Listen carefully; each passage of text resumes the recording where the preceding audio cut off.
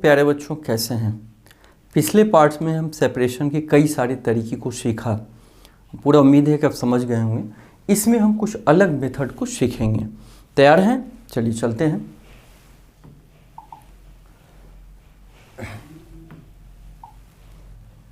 पहला evaporation. Evaporation क्या बोलते हैं इसको? इवेपोरेशन। ये क्या होता है प्यारे बच्चों, कोई बता सकते हो? The process of conversion of water into the vapour is called evaporation. Water को जब वेपर में बदल जाता है तो इस प्रोसेस को, this process is called the evaporation. जैसे आप चावल बनने के लिए देखते होंगे, पानी रखा जाता है, गर्म किया जाता है तो उसमें से वेपर निकलने लगता है, तो इस मेथड को हम क्या बोलेंगे? Evaporation. The process of conversion of water into its vapour is called the evaporation. By evaporation we separate salt from salt water mixture.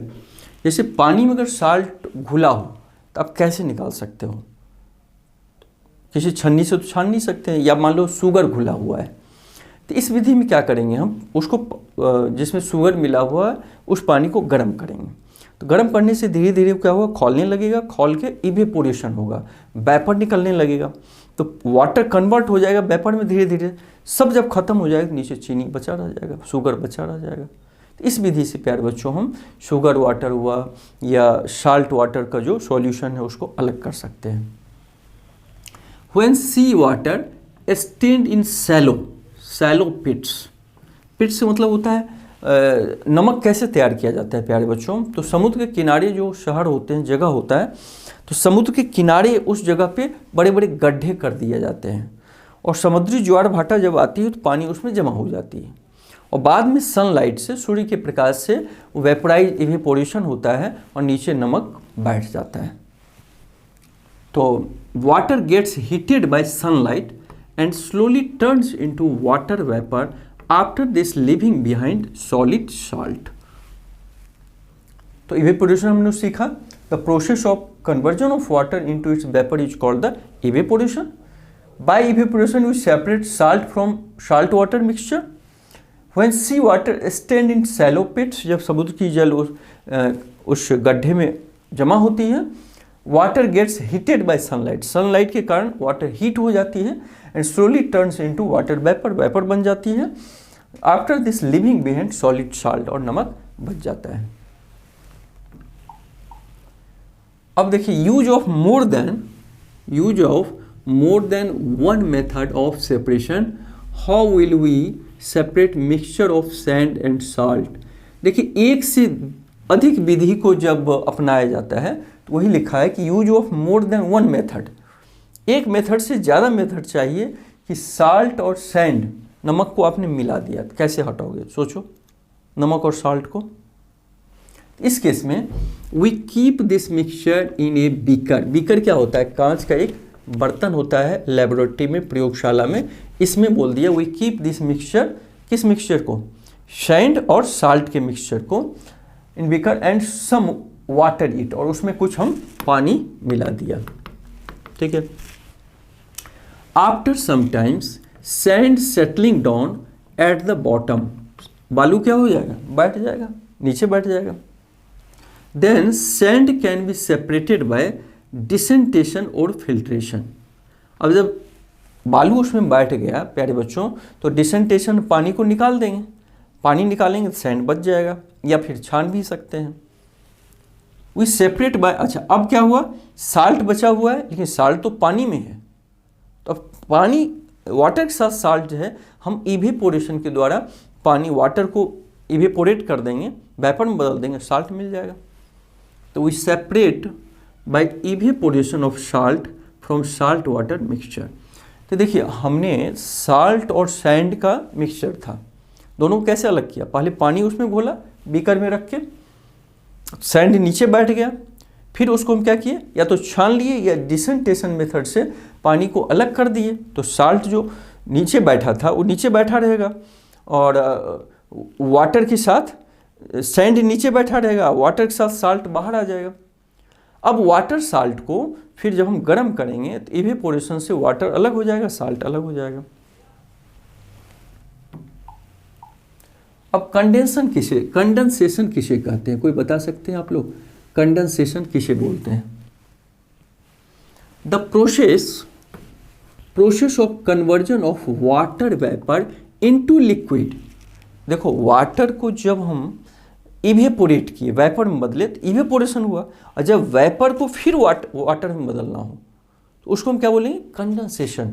जैसे बारिश कैसे होती है, क्लाउड क्या होता है, एक वेपर वहाँ जमा रहता है, वाटर वेपर, और कंडेंसेशन विधि से वो फिर ठंडा होके, जैसे वाटर को हम हीट देते हैं, गर्म करते हैं, तो वेपर में होता है इवेपोरेट हो जाता है, लेकिन वो जब वेपर ठंडा होने लगता है तो फिर पानी में बदल जाता है। उस क्रिया को this method is called the condensation. Liquid form is called condensation.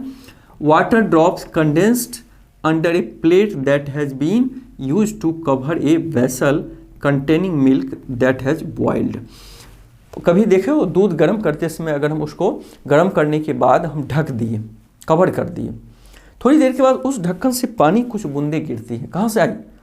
दूध गर्म हुआ, वेपर चला गया ऊपर, और जब वेपर फिर ऊपर ठंडा उसको मिला तो धीरे धीरे पानी का ड्रॉप बन गया। तो when vapour change into water, this process is called the condensation.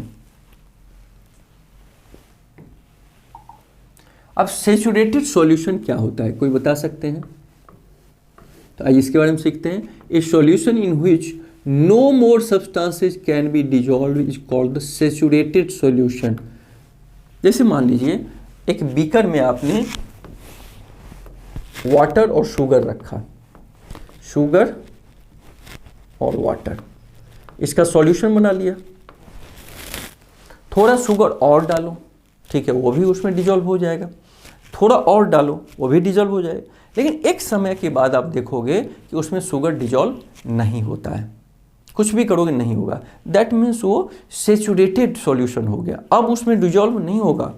तो वही कह रहा है, इस solution which no more substances can be dissolve in is called saturated solution. अब उसमें शुगर डिजॉल्व नहीं होगा। तो देखो, we take solution of salt water adding again and again more salt, ज़्यादा से ज़्यादा साल्ट डालें। We find that some salt remains undissolved. जब ज़्यादा बार बार डालेंगे साल्ट, एक समय के बाद वो साल्ट नहीं घुलेगा, नहीं डिजॉल्व होगा। This solution is called saturated solution.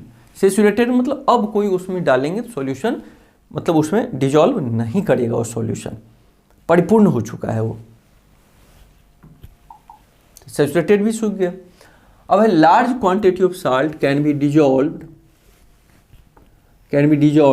In water by heating. अब मान लो कि सैचुरेटेड सॉल्यूशन हो गया, अब उसमें साल्ट नहीं और हम डाल पा रहे हैं, डिजॉल्व नहीं कर रहा है। अब हम क्या करें, और डालना है तो हीट करो। हीट करने से वो जो सैचुरेटेड सॉल्यूशन था वो अनसैचुरेटेड सॉल्यूशन हो जाएगा, अर्थात और साल्ट उसमें हम डाल सकते हैं। तो हमने क्या सीखा, सैचुरेटेड सॉल्यूशन को हीटिंग डालने से वो अनसैचुरेटेड सॉल्यूशन होता है, उसमें मोर एंड मोर साल्ट और हम डाल सकते हैं, लेकिन एक सीमा के बाद फिर वो नहीं पड़ेगा, फिर वो सैचुरेट हो जाएगा। After saturated solution more salt will be dissolved after heating. तो हमने क्या सीखा कि हीटिंग से किसी लिक्विड का हम डिजॉल्विंग कैपेसिटी बढ़ा सकते हैं, सैचुरेशन पॉइंट को हम बढ़ा सकते हैं। ठीक है, तो आज इतना ही। तो हमने सीखा इसमें कैसे इवेपोरेशन होता है, कैसे कंडेंसेशन होता है, ये सारी चीज़ों को इसमें हमने सीखा कि कैसे सैचुरेटेड वाटर किसे बोलते हैं, ये सारी चीज़ इसमें हमने सीखा। तो इसको रिवाइज करिएगा, ठीक है। तो फिर मिलेंगे अगले चैप्टर में। थैंक यू प्यारे बच्चों।